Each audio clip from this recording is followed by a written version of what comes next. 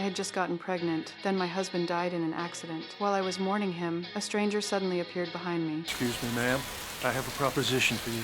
I know it's not the right place or the right time, but I figure if we marry, it'll help solve both our problems. Nick was a widower. He wanted his 9-year-old daughter to have a mother. That was why he took a chance and proposed to me. I had always been an artistic city girl. I came here from the big city. I was excited about starting a new life. My husband and I planned to build a happy family here, but he went after a runaway horse and died in the process. Pregnant and alone, I felt helpless. I had no house that could keep me warm through winter, and I had no money to travel home the following year. Nick's proposal seemed like my only chance to survive. I know it's not the perfect solution, but when the wagon train heads back east in the spring, I'll pay the passage so you can go home. I struggled to make a decision, but I had to think about my baby. I also wanted to fulfill my husband's last wish. In the end, I accepted Nick's proposal. Just like that, we walked into a church and had a simple wedding. But when Nick held my hand, I became tense and uncomfortable. I was still thinking about my late husband. There was no love in this marriage. The ceremony ended as quickly as it had begun. His daughter rejected me from the start. To her, I was a mother who had appeared out of nowhere. When we arrived at Nick's house, he gave me his room. I wanted no unnecessary contact with him, so I quietly went inside and closed the door. I curled up in a corner and cried. Late that night, my eyes were still filled with tears. It was not until noon the next day that I finally opened the door. I've never seen nobody sleep so long. I had barely become a stepmother, and his daughter gave me quite a welcome. Nick thoughtfully took Maisie out to buy food. He wanted to give me some time alone. By then, I was starving. I could not stop myself from eating as fast as I could. After lunch, I went outside and sat on the swing. The sunlight was unusually bright, but I still could not stop missing my husband. I cried all day. By the time night fell and Nick and Maisie came home, I was still crying beside the bed. Is she all right? But she will be. Fortunately, time slowly eased the pain. Eventually, I learned to hide my grief. I put on a pretty dress. Maisie mocked me again. Seems like you got an awful lot of fancy things that aren't good for much anything We at fetched all. your wagon for you yesterday and we brought it into the barn. But Nick's thoughtful care made me feel warm. He had recovered my wagon. He also planned to build me a bookshelf. Our marriage existed only on paper, so I asked Nick what he expected me to do. He took me outside the barn. He looked at Maisie working nonstop. Then he told me she was already 9 years old and started working at sunrise every day. Some of the things I think you could teach her.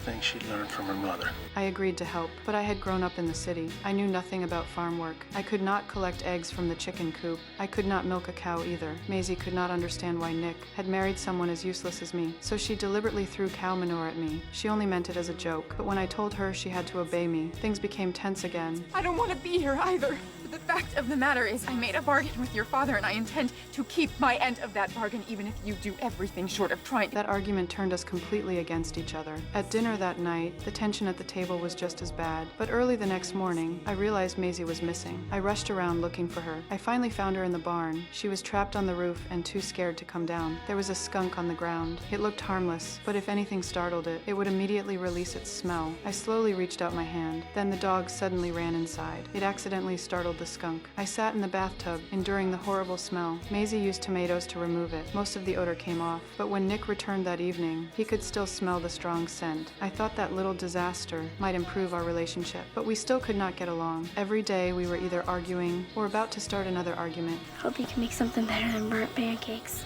I refused to let fried chicken defeat me. I found a recipe for it. Then I spent a long time catching a chicken. By the time Nick and Maisie came home, I proudly showed them the fried chicken I had made. That night, I was taking a bath. The room was completely dark. Nick walked in without knowing I was there. After spending several days together, Maisie started to see me differently. We finally managed to get along. For the first time, she mentioned her late mother. The next day, I noticed that Nick went out alone every day. I was curious about where he went. I wanted to follow him and find out, but the autumn wind made me shiver, so I gave up. When I returned to the house, I saw Maisie tightly holding her mother's dress and crying. Seeing her grief hurt me. I raised my hand to cover my mouth, but I was too late to stop myself from making a sound. Maisie noticed me. She thought I had deliberately invaded her privacy. She felt humiliated. I didn't mean to be there. Don't say that! You don't know nothing!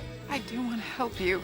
I don't want your help! The maternal feelings I had just begun to develop were crushed in an instant. I felt insulted. I wanted to leave immediately, but Nick stood in my way. That little girl hates me. I know you can find a way to get through to her. His trust calmed me down. I decided to care for that poor child, in my own way. By the next morning, I had made a beautiful dress. Maisie's face lit up with surprise. It was the best gift she had ever received. That long overdue affection finally removed the barrier between us. We rode in the wagon to a gathering at our neighbor's house. Maisie saw the surprise on her friends' faces. eyes. For the first time, she knew what it felt like to be admired. On the way home, she fell asleep against my shoulder. Suddenly, the wagon jolted. I quickly protected my stomach. I had never told Nick I was pregnant. I explained that I had not meant to hide it from him, but Nick only smiled. He was happy that we would have a child. His patience and kindness deeply moved me. From that day on, our family life gradually settled into place. Then I saw Nick leave for another walk by himself, so I secretly followed him. Under the blue sky, Nick was singing with deep emotion. He was expressing how much he missed his late wife. At first I thought he was singing to me. I could not help feeling quietly pleased. But when I heard the lyrics clearly, I realized he was singing about his late wife,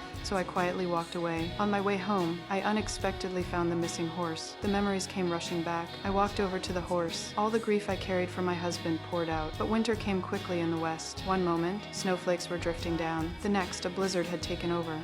She went walking back when you did. Nick realized something was wrong. He immediately rushed into the storm. The snow blocked his vision. Every second mattered. The longer I remained outside, the greater the danger became. Fortunately, Nick managed to find me. He carried me in his arms and struggled back toward the house. We eventually made it home safely, but I was still unconscious. Nick stayed beside us all night. The next morning, I finally woke up. Nick's love was not about possession. He protected me and stayed by my side. As time passed, the bond between Nick and me grew stronger. We waited for the baby to arrive. On Christmas Day, Nick wanted to surprise me. He had built a crib with his own hands. Time passed quickly. My due date finally arrived. Maisie waited anxiously outside the room. The baby was a boy. His arrival brought light and endless joy and hope to our family. It also meant spring was approaching, but even then, neither of us admitted how we felt. Then one day, our neighbors suddenly came to visit. The woman saw what I was struggling with. She told me not to let the pain of the past keep me from the happiness I had now. Her words made me think back on everything Nick and I had been through. He had become the most important person in my life, so I wrote him a letter. I placed it inside one of his books. I waited for his response, but the letter accidentally fell out. Nick never saw it. On the day I left, my eyes revealed how deeply I cared for him. Nick wanted to say something, but in the end, he held back.